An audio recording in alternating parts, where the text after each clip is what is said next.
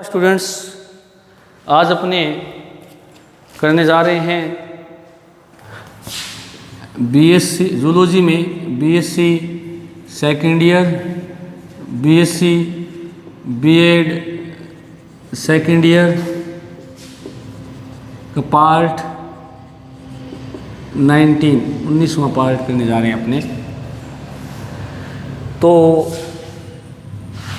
जैसा कि अपने में थोड़ा कल में क्या पढ़ रहे थे उसके बारे में थोड़ा रिवाइज कर रहा हूँ कि जूलॉजी के अंदर अपने कोऑर्डिनेट बुक स्टार्ट कर रखी है। कोऑर्डिनेट के अंदर अपने जो है टैक्सोनॉमी चल रही है, क्लासिफिकेशन चल रहा है।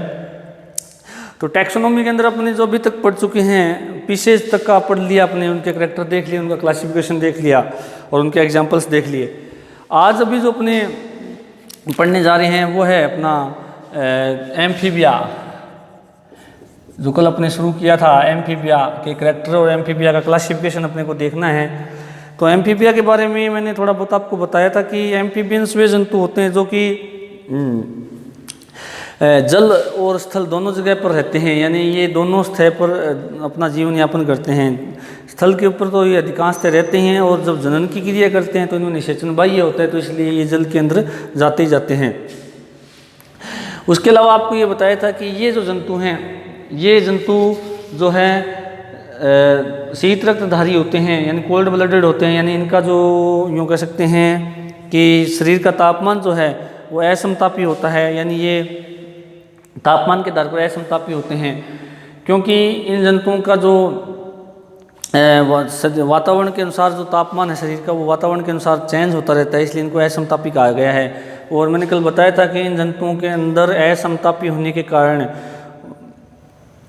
वातावरण की प्रतिकूल परिस्थितियों से बचने के लिए शीत निष्क्रियता और ग्रीष्म निष्क्रियता जैसे अनुकूलन पाए जाते हैं। उसके अलावा आपको बताया था कि इन जंतुओं की जो त्वचा होती है नम होती है, चिकनी होती है और खुरदरी होती है। नम चिकनी होने का कारण क्यों है? क्योंकि इनमें म्यूकस ग्लैंड पाई जाती है और म्यूकस ग्लैंड जो होती है वो त्वचा को नम और चिकना बनाए रखती है, जिसके द्वारा इनकी एक तो ये है कि त्वचा शोषण में सहायक हो जाती है, क्योंकि त्वचा नम और चिकने होने से शोषण आसानी से हो जाता है। दूसरा, इसके अंदर जो परभक्षी जंतु हैं उनकी ये पकड़ से आसानी से छूटने में भी त्वचा नम और चिकने होने से फ़ायदा मिल जाता है इनको। अब यदि हम और बात करें इसकी कि आपको और भी बताई थी, इनके अंदर जो है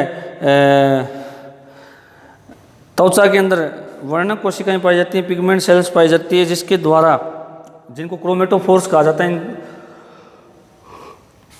पिगमेंट सेल्स को, तो पिगमेंट सेल्स है उनको क्रोमेटोफोर्स कहा जाता है, और जिसके द्वारा इनके त्वचा का रंग निश्चित भी होता है और आवश्यकता पड़ने पर ये पिगमेंट्स में चेंज करके अपनी त्वचा के रंग को बदल लेते हैं। इस घटना को मेटाक्रोसिस कहते हैं, जिसका फ़ायदा इनको अनुहरण में मिलता है, यानी ये परभक्षी जंतु से अपने आप को छुपा करके, वातावरण के अनुसार अपना रंग करके, अपने को छुपा करके, अनुहरण करके ये परभक्षी जंतु से अपने आप को बचाए हुए रखते हैं। उसके अलावा आपको बताया था कि इनके अंदर 2 जोड़ी पैर पाए जाते हैं, जिनमें 5-5 उंगलियां पाई जाती हैं।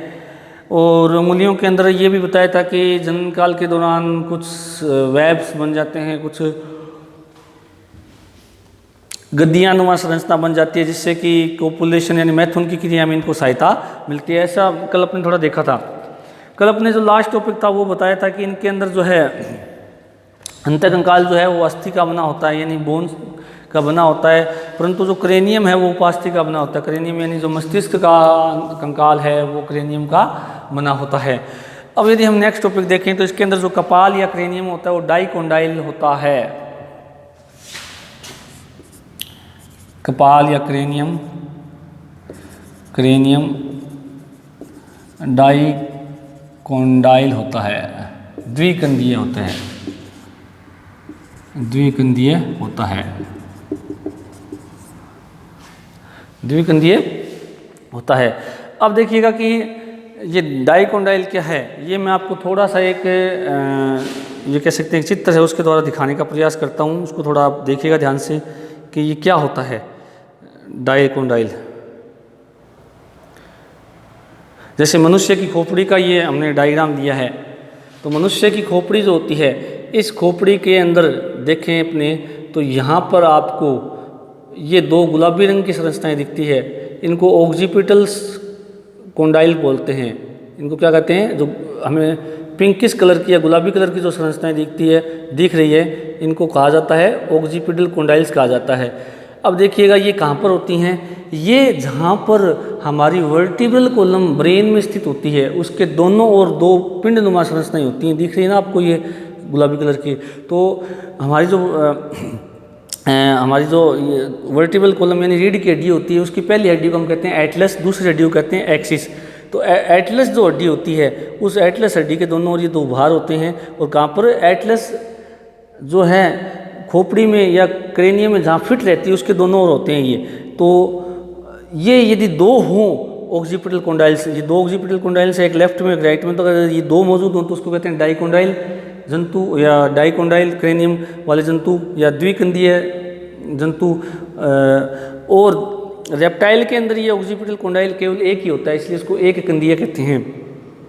तो चूँकि थोड़ा सा आप यहाँ ध्यान रखना कि अपने आगे जो पढ़ेंगे एनिमल, वो पढ़ेंगे कौन सा, रेप्टाइल। तो रेप्टाइल के अंदर क्या है कि ये जो ऑक्सीपिटल कॉन्डाइल है ये एक ही होता है, इसलिए क्या कहते हैं इसको एक कंदीय जंतु। और जो हम एम्फीबियन पढ़ रहे हैं, इन एम्फीबियन के अंदर आप देख रहे हैं कि दो गुलाबी रंग की संरचनाएं हैं, इसलिए दो होने के कारण इनको कहा जाता है डाइकोंडाइल एनिमल्स कहा जाता है। ये जो ऑक्सीपिटल कॉन्डाइल्स होते हैं दोनों, ये जंतु को जो वर्टिब्रल कॉलम है और जो हमारे क्रेनियम उसको सादे हुए रखते हैं। थोड़ा सा यदि हम डायग्राम से देखें तो इस प्रकार होता है ये, जैसे ये अपना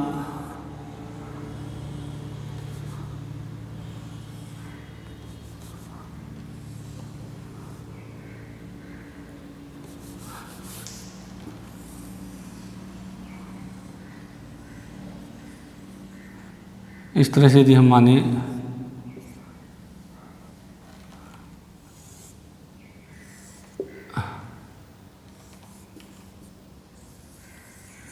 ये हमारा ब्रेन मान लेते हैं अपने, इस तरह से होता है। तो यहाँ पर क्या होता है, रीढ़ की हड्डी यहाँ स्थित होती है अपनी,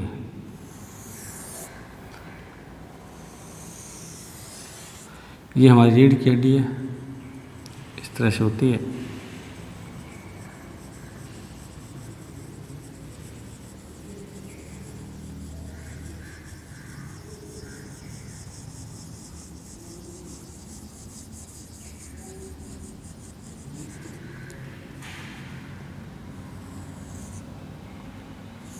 इस तरह से रीढ़ की हड्डी होती है। तो रीढ़ की हड्डी यहाँ पर, ये हमारा क्रेनियम मान लें अपने, ये क्या है, क्रेनियम या कपाल है। तो जहाँ पर ये स्थित होती है उसके दोनों ओर, जैसे पहली हड्डी हमेशा याद रखना, पहली और दूसरी, पहली हड्डी एटलस होती है और दूसरी होती है एक्सिस। एटलस के कारण हमारा जो गर्दन इस प्रकार से ऊपर और नीचे होती है, जबकि एक्सिस के कारण हमारी गर्दन क्या होती है, दाएं और बाएं चलती है। तो पहली हड्डी जो एटलस होती है उसके दोनों और इस तरह से हम यदि हम बनाएं, इस तरह से यूँ और यूँ, यानी एक ये लेफ्ट में होता है एक राइट में, मैंने दोनों एक साइड में बना दिया। एक्चुअली में ऐसा नहीं होता है, एक लेफ्ट में होता है और एक राइट में होता है, परंतु मैंने दोनों को एक साथ दिखाने के लिए इस तरह से बना दिया। थोड़ा सा इस तरह से दो उभार पाए जाते हैं जो कि एटलस को साधे हुए रखते हैं। इनको एक उभार को कहा जाता है ऑक्सीपिटल कॉन्डाइल, और हिंदी में कहते हैं अस्थिकंद। तो ऑक्सीपिटल कॉन्डाइल यदि एक है तो वो जंतु मोनोकॉन्डाइल कहलाते हैं, और जिनके अंदर ये ऑक्सीपिटल कॉन्डाइल दो होते हैं उनको क्या कहा जाता है, डाइकोंडाइल। तो हम एम्फीबिया की बात करें तो एम्फीबिया के अंदर ये ऑक्सीपिटल कॉन्डाइल्स दो होते हैं, इसलिए क्या कहलाते हैं, ये डाइकोंडाइल या द्विकंदीय कहलाते हैं। अब यदि हम बात करें कि ये जो है ऑक्सीपिटल कॉन्डाइल्स जो हैं, ऑक्सीपिटल जो कॉन्डाइल्स हैं ये मेरुदंड के एटलस से का रखता है, ये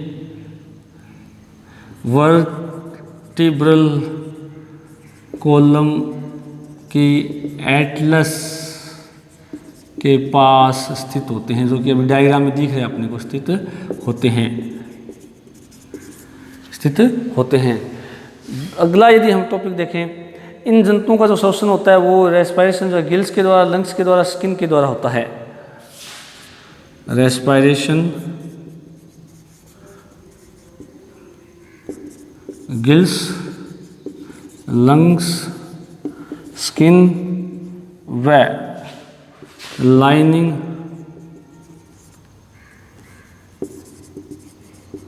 लाइनिंग ऑफ बक्कल कैविटी से होता है। अब देखिएगा, चूंकि ये जंतु जो है इनके मुख्य अंग तो कौन से हो गए, अपने जलीय है तो गिल्स होंगे, यदि जलीय एम्फीबियंस हैं तो गिल्स होंगे, और यदि स्थलीय एम्फीबियंस हैं तो उनमें कौन सा होगा, लंग्स होंगे। परंतु साथ में जो इसके अंदर श्वसन का काम करती है वो स्किन भी करती है, त्वचा करती है। अभी क्या होता है कि जब मेंढक की जो वेंट का जो थाइज स्किन होती हैं वो बहुत पतली होती हैं, तो जब मेंढक बैठा होता है ज़मीन पर तो उसमें क्या होता है कि जो वेंट है, इन थाइज स्किन है, वो गीली मिट्टी के संपर्क में रहती है, और गीली मिट्टी के संपर्क में रहने के कारण वो गैसों का आदान प्रदान करती है।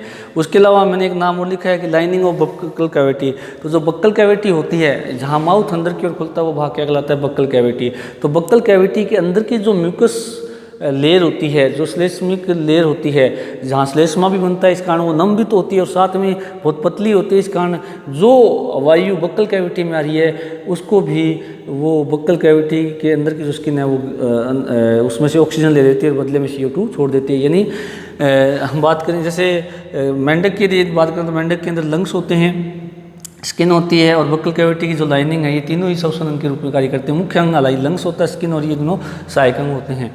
तो इस प्रकार हम देख सकते हैं कि इनके अंदर रेस्पिरेशन के लिए गिल्स भी, अच्छा जैसे मेंढक का लार्वा जो होता है, टैडपोल लार्वा, उसके अंदर श्वसन अंग गिल्स होते हैं। मेंढक का टैडपोल लार्वा एम्फीबियम में आता है, तो गिल्स, लंग्स, स्किन और लाइनिंग ऑफ बक्कल कैविटी, जो अपने वैसे तो पूरा डिटेल में आगे हम मेंढक को पढ़ेंगे तब वो समझ में आ जाएगा आपको, पर यहाँ पर थोड़ा ध्यान रखना। उसके अलावा यदि हम बात करें इसके हार्ट की, हार्ट जो है, हार्ट 3 चैम्बर्ड होता है, 3 चैम्बर्ड होता है, जिसमें 2 ओरिकल व 1 वेंट्रिकल होता है, वेंट्रिकल होता है। अब देखिएगा यदि हार्ट का स्ट्रक्चर बनाए तो इस प्रकार होता है, इसके अंदर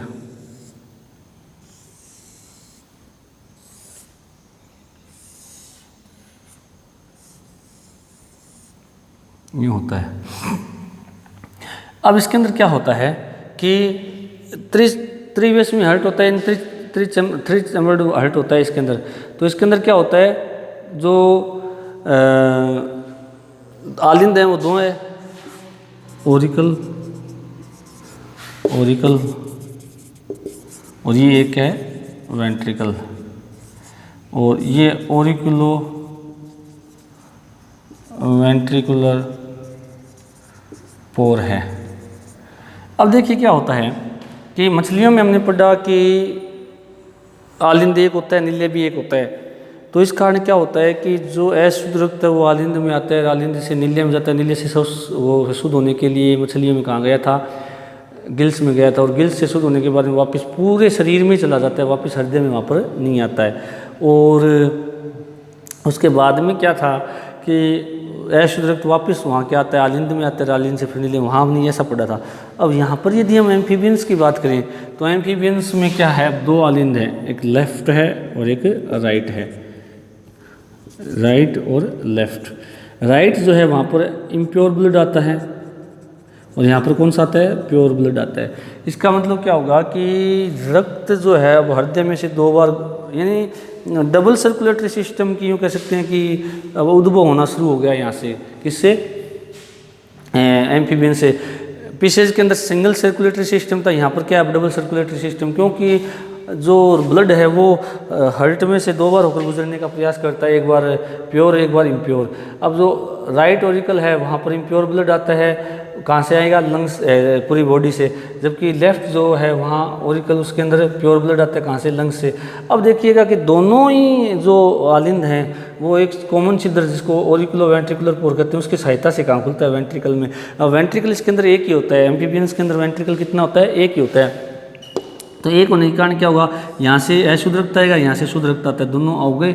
अब दोनों यहाँ मिक्स हो जाते हैं, दोनों क्या हो जाते हैं, mix, pure and impure blood, दोनों क्या है यहाँ पर मिक्स हो गए। मिक्स होने से क्या होगा कि अब ये ब्लड पूरी बॉडी के अंदर जाएगा और यहीं से शुद्ध होने के लिए वापस कहाँ जाता है, हार्ट में जाता है। अब मैं आपको एक बात बता देता हूँ कि यहाँ पर चूंकि शुद्ध और अशुद्ध रक्त मिक्स हो जाता है, इसलिए इसको क्या शोषण ज़्यादा करना पड़ेगा। इसलिए इसके अंदर स्किन है, बक्कल कैविटी की जो लाइनिंग है, ये दोनों ही शोषण में क्या होती है, सहायक होती है। इसलिए इसके अंदर क्या है, जो है श्वसन जो है ज़्यादा करना पड़ता है, क्योंकि इसके अंदर ऑक्सीजनेटेड और डीऑक्सीजनेटेड ब्लड जो है वो मिक्स हो जाता है। कारण उसका, क्योंकि वेंट्रिकल कितना होता है इसके अंदर, एक ही होता है। ऑरिकल हालांकि दोनों क्या होते हैं, अलग अलग होते हैं, इसलिए हार्ट कितना चैम्बर्ड हो गया, इसमें 3 चैम्बर्ड होता है। अब यदि हम बात करें इसके अंदर नेक्स्ट, अब इसके अंदर जो है ब्लड सेल्स होती हैं वो न्यूक्लिएटेड होती हैं। ब्लड सेल्स न्यूक्लिएटेड होती हैं, यानी आरबीसी वगैरह में केंद्रक पाया जाता है, केंद्रक पाया जाता है आरबीसी वगैरह में। ठीक है, हालांकि स्तनधारियों के आरबीसी में केंद्रक नहीं पाया जाता, तो उनकी आरबीसी में केंद्रक पाया जाता है। अब देखिएगा आगे, देखें अपने यदि इसका नेक्स्ट टॉपिक, इसका डाइजेस्टिव सिस्टम पूरा डेवलप्ड होता है, विकसित होता है, एलिमेंट्री कैनाल पूर्ण होती है और पाचन ग्रंथियां भी पाई जाती है। आहारनाल पूर्ण व विकसित होती है तथा पाचक ग्रंथियां पाई जाती है। जैसे पेंक्रियाज है, लीवर है, ये पाचक ग्रंथियां हैं।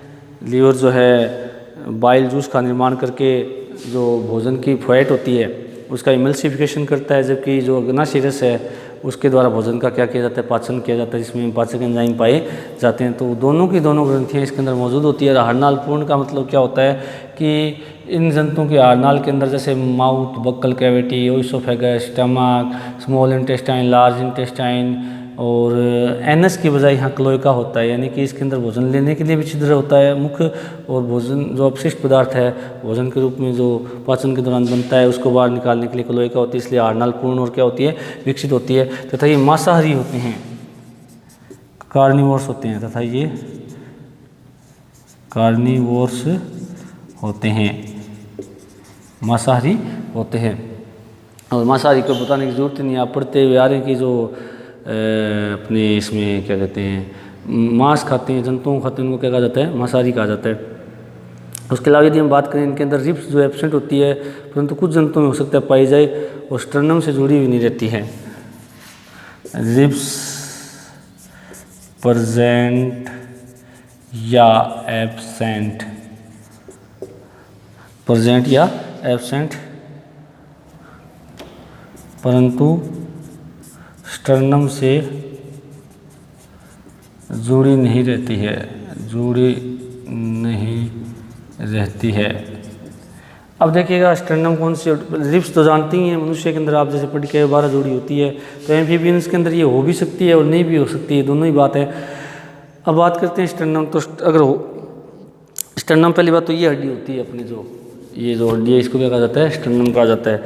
तो इसके अंदर ये कहा गया है कि यदि मान लो जिनके अंदर रिब्स मौजूद होंगी तो ज़रूरी नहीं है कि उनके अंदर ये स्टर्नम से क्या हो, जुड़ी हो, ऐसा कोई ज़रूरी नहीं होता, स्टर्नम से फ्री होती है।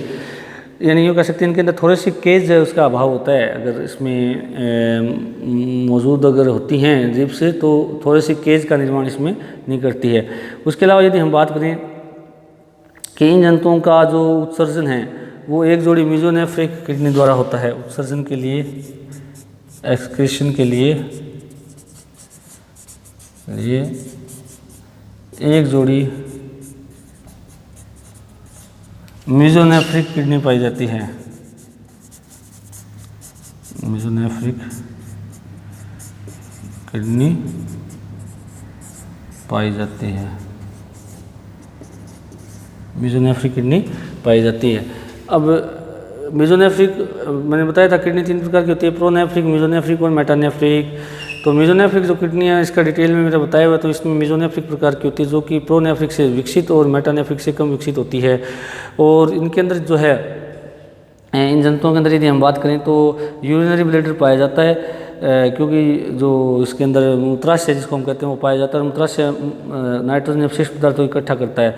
और ये जो जंतु होते हैं ये उत्सर्जन के आधार पर यूरियोटेलिक यानी urinary bladder present, urinary bladder present. और यदि उत्सर्जन के हिसाब से अगर हम बात करें तो उत्सर्जन के हिसाब से जंतु यूरियोटेलिक और अमोनोटेलिक होते हैं।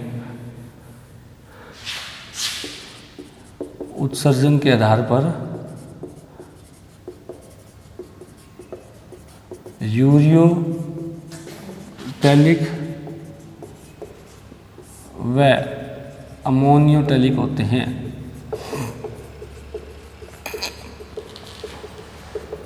यूरियोटैलिक तो जो इसके अडल्ट हैं वो यूरियोटैलिक होते हैं, और जो इसके लार्वा हैं वो क्या होते हैं, अमोनोटैलिक होते हैं।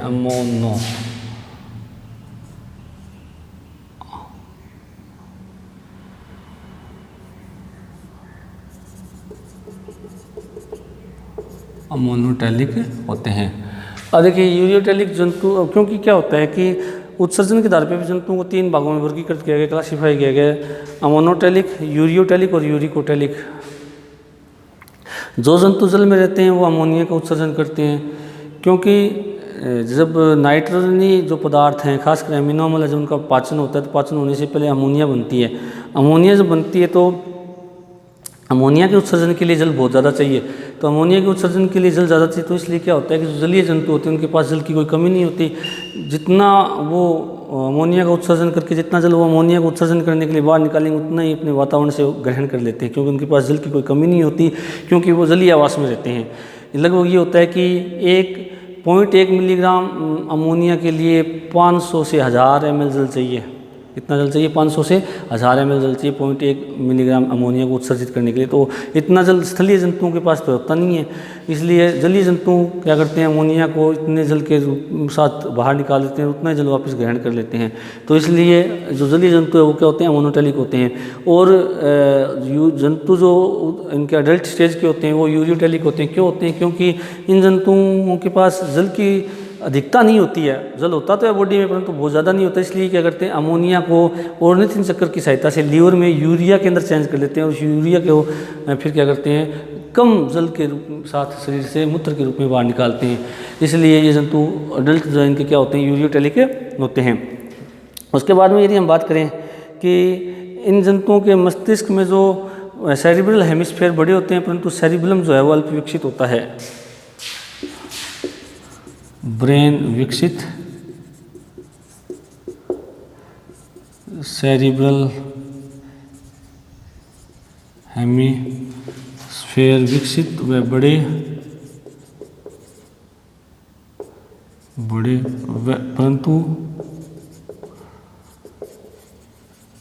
सेरिबलम अल्प विकसित होता है, अल्प विकसित होता है, जो कि पश्च मस्तिष्क का भाग होता है। आपने पढ़ा हुआ है ये सेरिब्रम हेमिस्फीयर। अपने अंदर भी 2 होते हैं, अपने अंदर इनके अंदर उभार और खांच पाई जाती है, इसके कारण अन्य जंतुओं की तुलना में बुद्धिमान होते हैं। और सेरिब्रल हेमिस्फीयर होते हैं, ये अग्र मस्तिष्क का 80% भाग बनाते हैं, जबकि सेरिब्रम पश्च मस्तिष्क का भाग होते हैं।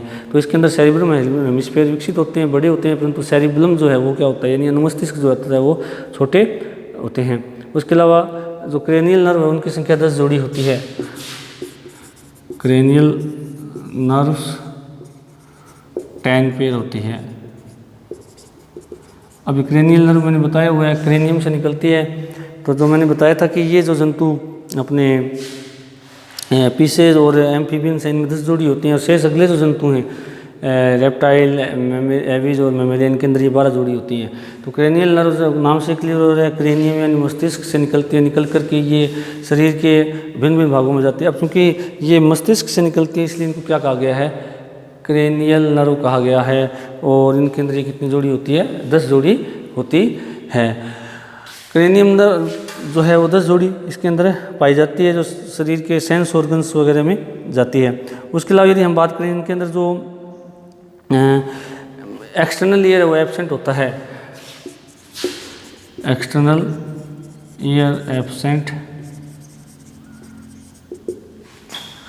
मिड ईयर कम विकसित,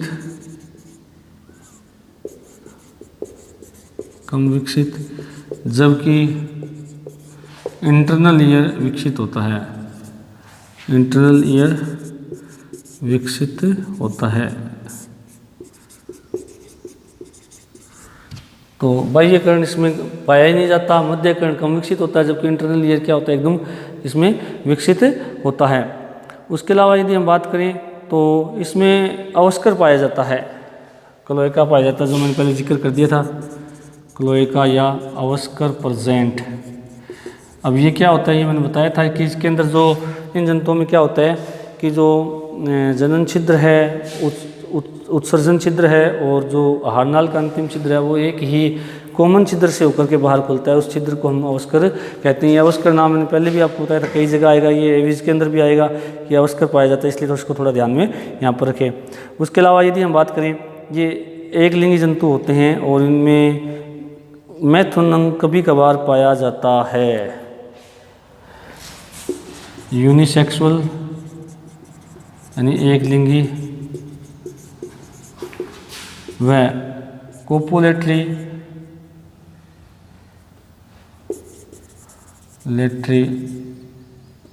ऑर्गन कभी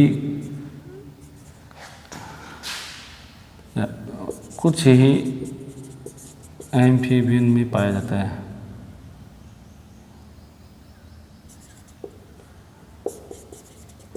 एम्फीबियन में पाया जाता है। यानी कहने का मतलब ये हो गया कि इन जंतुओं को एक लिंगी होते हैं, नर और मादा दोनों अलग अलग होते हैं। ये नर में और मादा जनांग मादा में पाए जाते हैं। और कोपुलेटरी अंग इनमें थुनंग जो कि नर के द्वारा शुक्राणुओं को मादा के अंदर छोड़ने के अंदर काम में आता है, परंतु इनके अंदर निषेचन लगभग क्या होता है, बाह्य ही होता है, इसलिए जल की आवश्यकता होती है। जल की आवश्यकता होती है। जनन तो जल की आवश्यकता होती है। अब जल की आवश्यकता है तो इसका मतलब निषेचन कौन सा होता है, बाह्य निषेचन होता है। मोस्ट इनमें कौन सा होता है, बाह्य होता है। और कभी कभार इनके अंदर अंतर निषेचन भी हो सकता है। फर्टिलाइजेशन बाह्य होता है, परंतु कभी कभार आंतरिक भी हो सकता है, हो सकता है। और अंडपरजक होते हैं, अंडपरजक होते हैं यानी ओविपेरस होते हैं। यानी कि बताया था जंतु तीन तरह के होते हैं जनन के हिसाब से, या तो ओविपेरस या ओविवियोपेरस या विवोपेरस। ओविपेरस जो अंडे देते हैं, ओविवियोपेरस जो इन दोनों के बीच के ही होते हैं, ओविपेरस और विवोपेरस के। ओविवियोपेरस जो एनिमल्स होते हैं उनके अंदर क्या होता है कि भ्रूण का इनके अंदर निषेचन आंतरिक होगा और भ्रूण का डेवलपमेंट माता के गर्भाशय में होगा, परंतु इनमें प्लेसेंटा नहीं पाया जाता। इसका मतलब माता जो है भ्रूण को पोषण प्रदान नहीं करती है। और खासकर जो मेटाथीरियंस जो एनिमल्स है वो ओविवियोपेरस होते हैं। और हमने जो कॉन्ड्रक्टिस मछलियाँ पड़ी थी वो भी ओविवियोपेरस थी। और जो विविपेरस होते हैं इनका भी परिवर्धन, इनमें भी निषेचन आंतरिक होता है, परिवर्धन माता के गर्भाशय में होता है, परंतु इनमें माता जो है प्लेसेंटा की सहायता से भ्रूण को पोषण प्रदान करती है। विविपेरस का उदाहरण गाय, कुत्ता, बिल्ली, बंदर है। यहाँ पर हम बात करें अंडपरजक की, तो अंडपरजक जंतु जो अंडे देते हैं इनके अंदर जो भ्रूण अंडे जो है मतलब जल के अंदर दिए जाएंगे या किसी सतह पर दिए जाएंगे, तो उसके बाद में क्या होता है अंडे के अंदर ही भ्रूण का परिवर्धन होता है। इसलिए और इन जंतुओं में मोस्टली निषेचन भी बाह्य ही होता है। मेंढक में क्या होता है कि जो प्रथम बारिश होती है अभी हमारी जुलाई अगस्त वाली बारिश, इसके अंदर क्या होता है जो पॉन्ड्स होते हैं वहाँ पर क्या होते हैं नर मादा की पीठ पर बैठ करके मादा अपने क्लोएका से जैसे अंडे छोड़ती है झुंड के रूप में, उन अंडों का झुंड स्पान कहलाता है। उन स्पान के ऊपर नर क्या करता है अपने शुक्राणु छोड़ देता है, जिससे शुक्राणु और अंडे का क्या होता है संयुग्मन हो जाता है या निषेचन हो जाता है। निषेचन होने के बाद में परिवर्तन जो होता है वो अंडे के अंदर होता है और अंदर होता है जब इनके अंदर लार्वा अवस्था भी पाई जाती है, जिस लार्वा अवस्था को कहते हैं टैडपोल लार्वा। अंडपरजक होते हैं तो अंडपरजक के अंदर अंडा दिया जाता है, निषेचन अंडे के अंदर होता है जिससे मादा का कोई संबंध नहीं होता है। निषेचन बाह्य होता है, निषेचन बाह्य होता है और परिवर्धन क्या होता है अप्रत्यक्ष होता है, क्योंकि इनके अंदर जो है लार्वा अवस्था पाई जाती है। निषेचन बाह्य होता है व परिवर्धन अप्रत्यक्ष होता है, क्योंकि लार्वा अवस्था पाई जाती